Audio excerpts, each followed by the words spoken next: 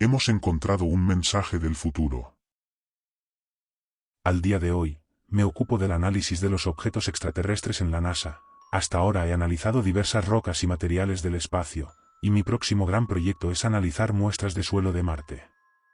Con el paso de los años, la emoción de manipular objetos del espacio se ha desvanecido y mi trabajo se ha reducido a una simple rutina que he establecido para investigar y registrar las características de todo lo que llega a mi mesa. Hace poco recibí un trozo de metal liso que al parecer había sido encontrado flotando en órbita por la gente de la ISS, Estación Espacial Internacional. Cuando examiné por primera vez este trozo de metal me intrigó su forma aparentemente hecha por el hombre, como si hubiera sido creada deliberadamente por alguien y lanzada al espacio. No era más grande que un pequeño y elegante ladrillo para cargar un ordenador portátil, y tenía esquinas redondeadas y suaves, como los guijarros de un río.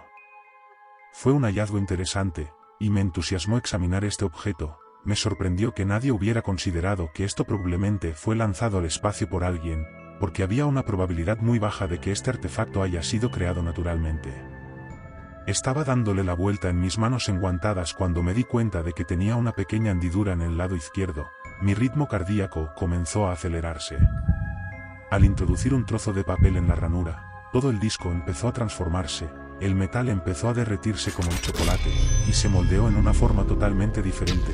Ahora había un simple agujero circular en el lateral, que al inspeccionarlo parecía no tener fin, ya que solo veía un pozo oscuro por mucho que mirara adentro. Me alejé del aparato al darme cuenta de que estaba trabajando con una tecnología tan avanzada que iba más allá de nuestra comprensión de la física y la química de objetos como este. Había que llevarlo con los jefes superiores inmediatamente.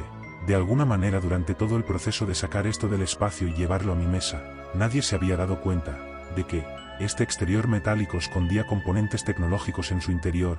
También explicaba por qué las organizaciones gubernamentales aún no se lo habían llevado.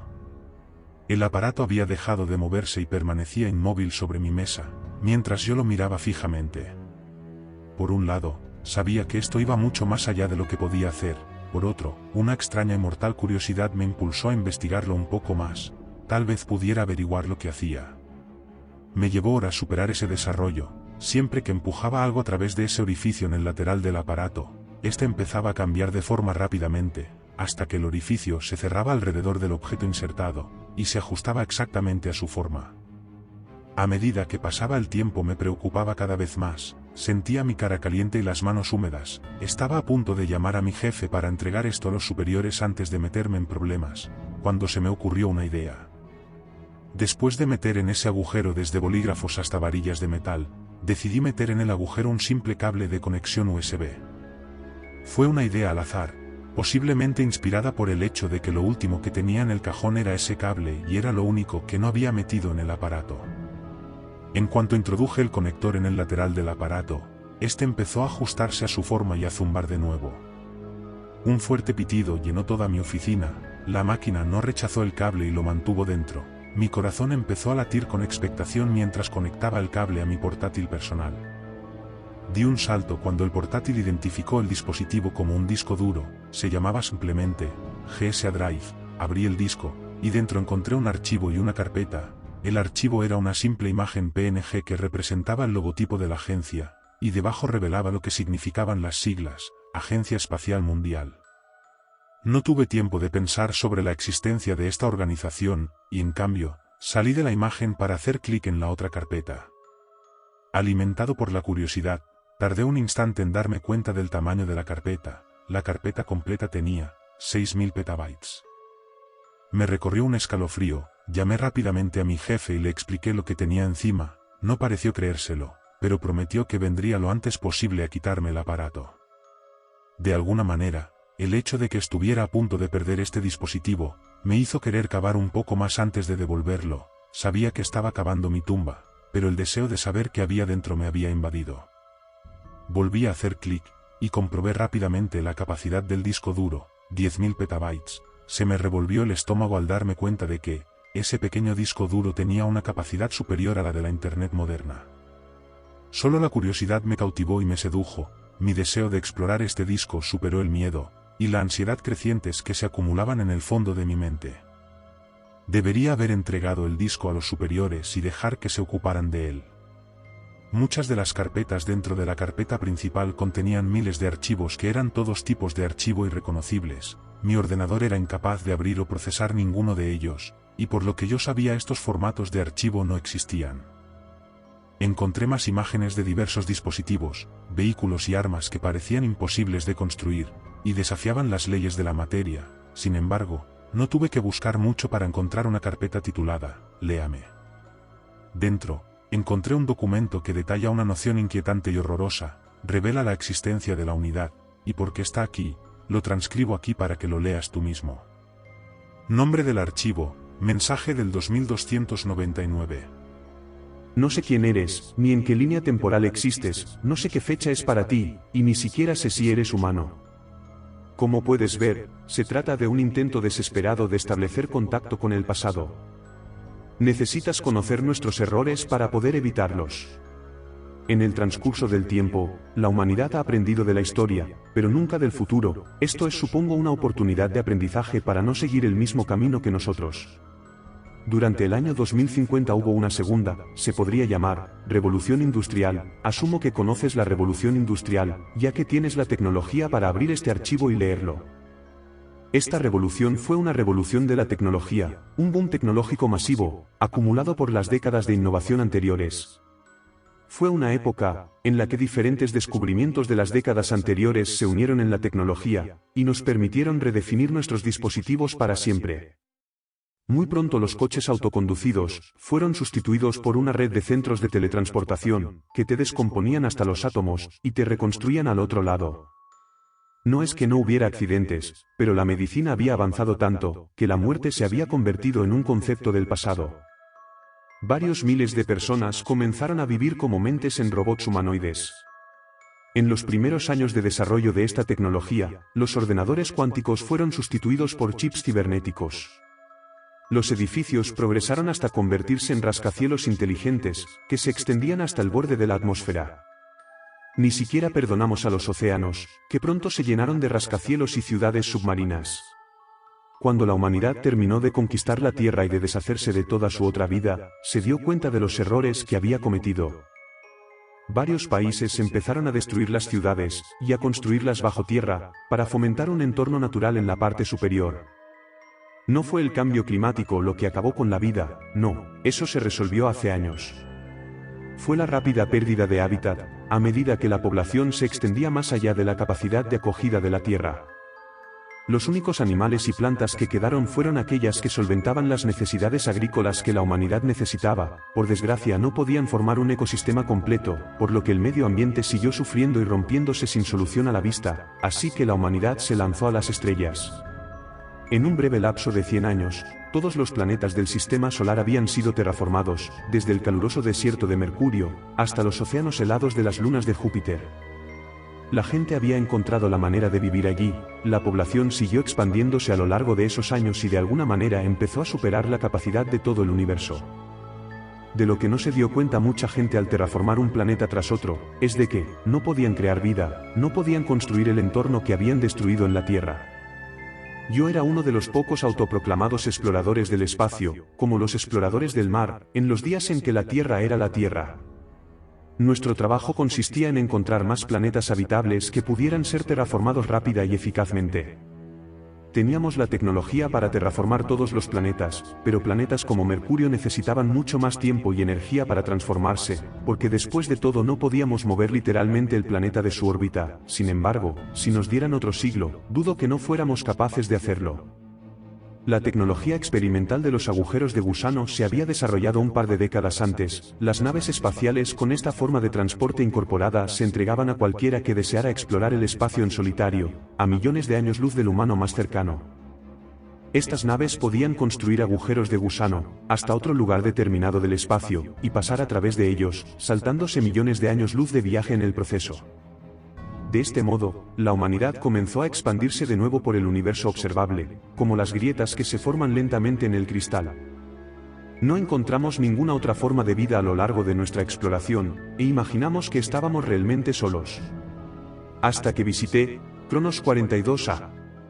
El planeta tenía mares azules profundos y continentes llenos de animales extraños. Parecían estar en una fase temprana de su evolución, todavía no eran inteligentes.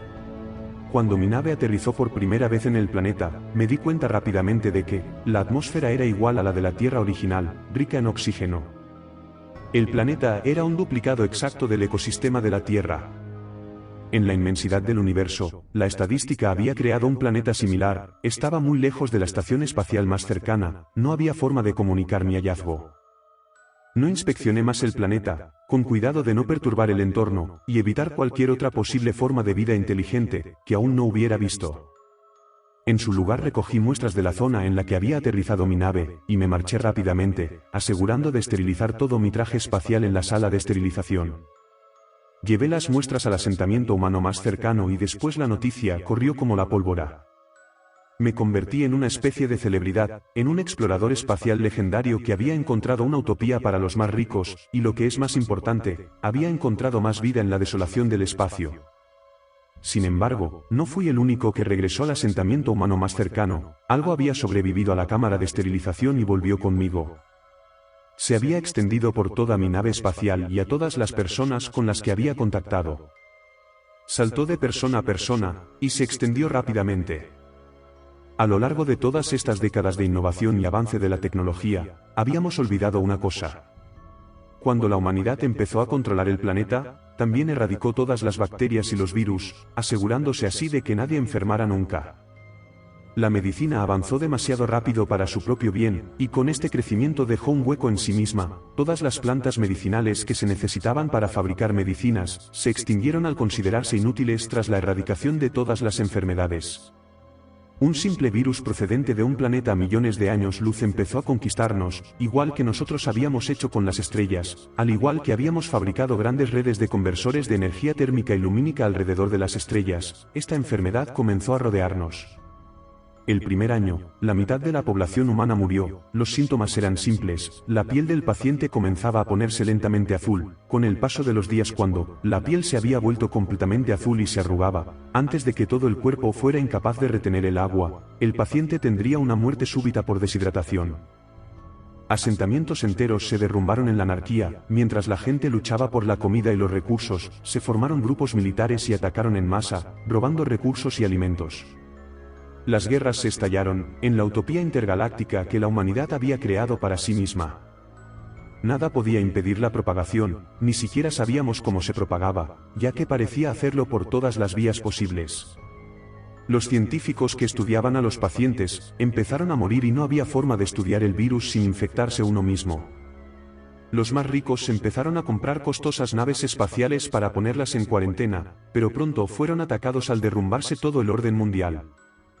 Durante unos pocos meses, el caos y la guerra iluminaron planetas enteros como fuegos artificiales en el cielo. Con nuestro avanzado armamento, los humanos se convirtieron en desesperadas versiones animalistas de sí mismos, buscando suministros y comida, mientras portaban el virus y lo transmitían por todas partes. A lo largo de todo esto, yo seguí vivo. No mostré ni un solo síntoma y de alguna manera el virus me había atravesado. Cogí mi nave y me alejé de los principales asentamientos humanos para protegerme, sin dejar de escuchar las transmisiones y los mensajes de todo el mundo. Observé digitalmente cómo asentamientos humanos enteros quedaban vacíos y las infraestructuras empezaban a colapsar. Todo nuestro desarrollo durante siglos empezó a decaer y a retroceder. La población se redujo hasta quedar confinada en un solo planeta, la Tierra. El único planeta que no había registrado ningún caso de este virus. Un pequeño gobierno había protegido el planeta entre todo el caos intergaláctico. La gente de la Tierra pensó que eso era el final, que de alguna manera habían sobrevivido contra todo pronóstico y que les tocaba reconstruir el imperio intergaláctico que habíamos formado. Un caso misterioso acabó con esas ambiciones y erradicó al resto de la población. Tras días sin recibir una sola emisión o mensaje, me di cuenta de que posiblemente era el último de mi especie en el vacío. Sin esperanza del espacio, visité las colonias abandonadas, desesperado por encontrar un solo ser humano que no fuera yo. Pero todo lo que encontré fueron cuerpos que el virus había dejado a su paso. De alguna manera aún no me ha infectado el virus. Tal vez al aterrizar en el planeta Cronos de alguna manera me inmunicé ante los efectos virales de aquel ecosistema, la verdad, ni yo mismo puedo entender lo que sucedió. Pero me había librado, y al mismo tiempo me había condenado a morir en la soledad de las estrellas. Al terminar este siglo y empezar uno nuevo, comienza toda una era. Una era sin humanidad, una era en la que todos nuestros asentamientos comenzarán a convertirse en polvo, hasta que no quede ninguna marca de nosotros en el universo. A veces me pregunto, ¿qué pasaría si eso fuera lo que le ocurriera al resto de la vida? Volví al planeta en el que se había originado el virus, y decidí pasar el resto de mi vida allí. Incluso después de quitarme el traje espacial y respirar el dulce aire fresco, el virus no me infectaba. De alguna manera, soy el único inmune entre los millones de personas que sucumbieron a esta enfermedad. Antes de poner fin a mi miserable existencia, he encargado a la inteligencia artificial de mi nave, que escriba y entregue este mensaje en el disco duro principal de mi nave. Abrirá un pequeño agujero de gusano, e intentará enviar esto en el pasado. Una tecnología en la que he estado trabajando personalmente desde que toda la raza humana se extinguió. La inteligencia artificial de mi nave me ayudó mucho y pude lograr lo que toda la humanidad aún no había logrado, viajar en el tiempo. Si estás leyendo este mensaje, la fecha es de principios del siglo XXI. Significa que mi agujero de gusano para viajar en el tiempo ha tenido éxito, y que hace tiempo que he muerto. Bueno, en tu línea de tiempo todavía no existo. Por favor, difunde este mensaje todo lo que puedas, dáselo a todo el mundo, aprendan de nuestros errores, protege el planeta, cuida lo que es el único hogar que tenemos en el mortífero mar negro de las estrellas.